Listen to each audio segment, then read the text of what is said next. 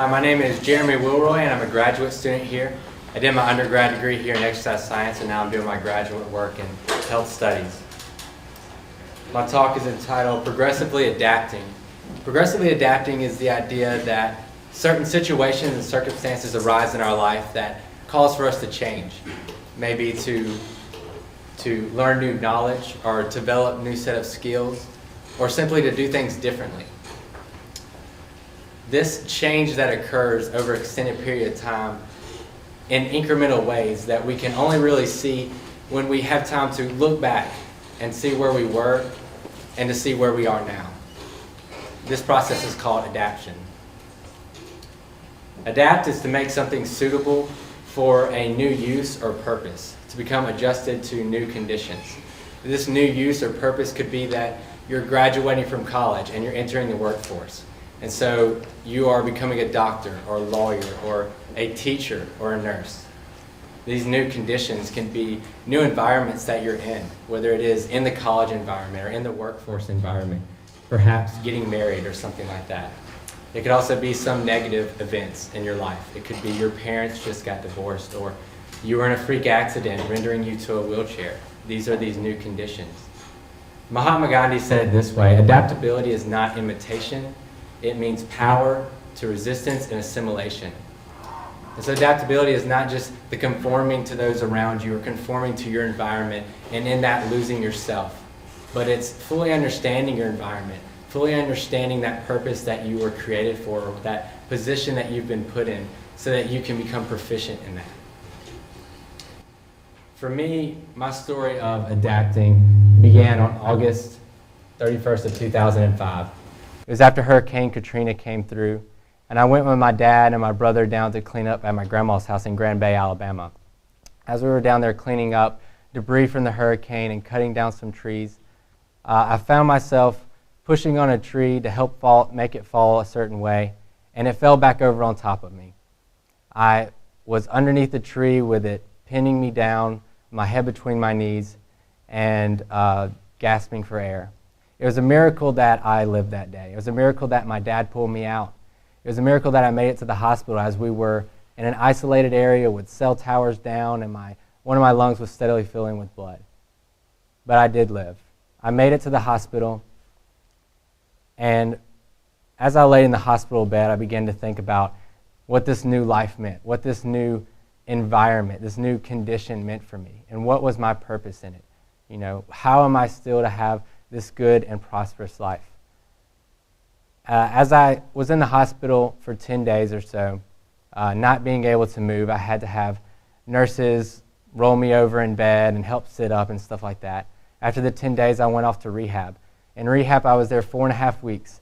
It was a grueling 4.5 weeks of just learning this new body, adapting to my new situation that was bound to a wheelchair.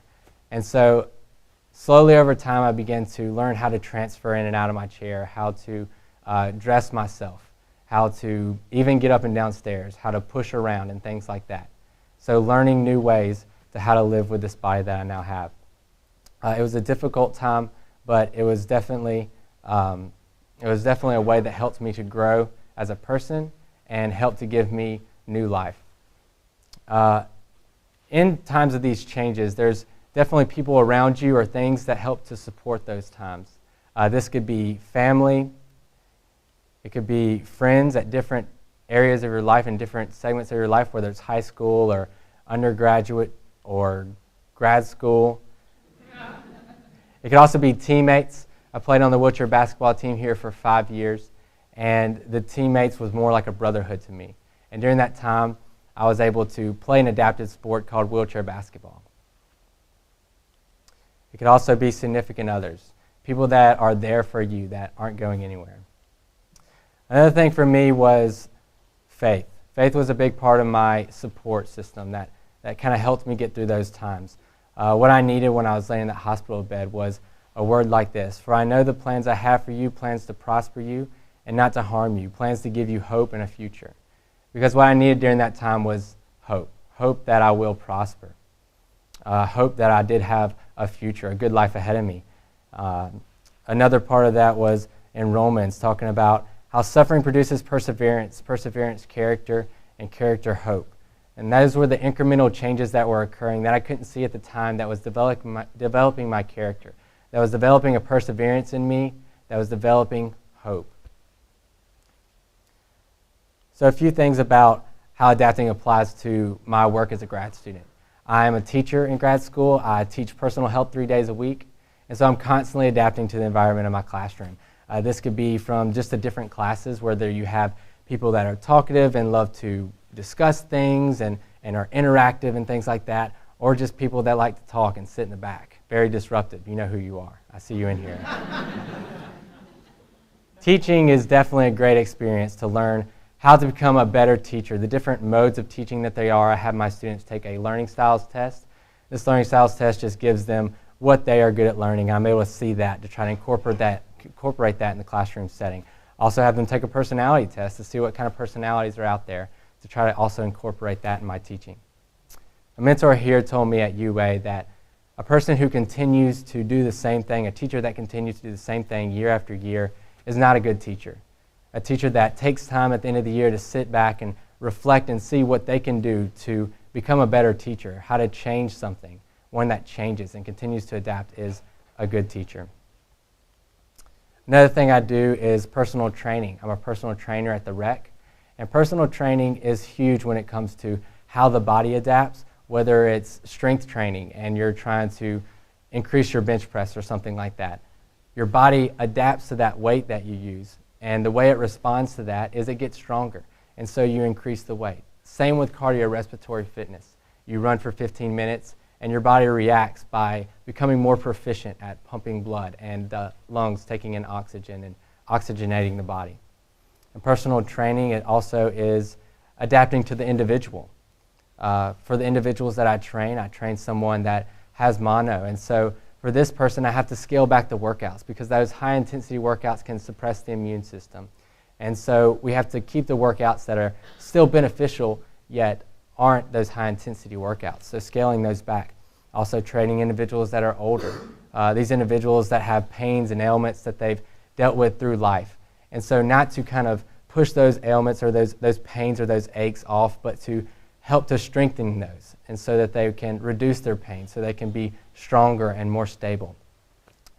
As a personal trainer, my interest comes a lot from, as a kid, I started lifting weights with my dad at 11, 12 years old. I was very active in sports and loved lifting weights in the gym. And so for me, having to adapt in the gym was huge. It was a very slow process. It was started from me being in my chair, learning how to lift weights while I was in my chair, to eventually transferring out of my chair. So today, if you see me in the gym, I'm all over the place. I'm constantly going from the pull-up bars over to the bench press, over to the dumbbells, just because my body has adapted and I've been able to learn how to maneuver around and to change out in and out of chairs and develop workouts, which leads me to the next part, which is my research. A survey that I recently conducted was with wheelchair basketball athletes. I asked them about various health topics that they think are important to be included on a website. The end goal of this research is to develop a website for individuals with disabilities that focuses on exercise and nutrition, both for the population that live a sedentary lifestyle, the general population of individuals with disabilities, and trying to increase their physical activity, as well as the athletes that are at the highest competitive level and are looking to get that edge on their performance. It's very difficult to try to figure out ways to work out when you're in a chair and to have that high intensity workout.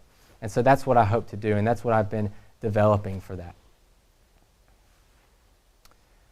Some of the discussion questions that I want to leave you with tonight is, what are you currently adapting? Are you adapting to a situation? Are you new in college? Are you about to enter the workforce? Are you newly getting married? What are you adapting to, and who are those support systems that are around you, or what are those support systems that are around you are helping that? This has been my story on adaption. What is yours? Thank you.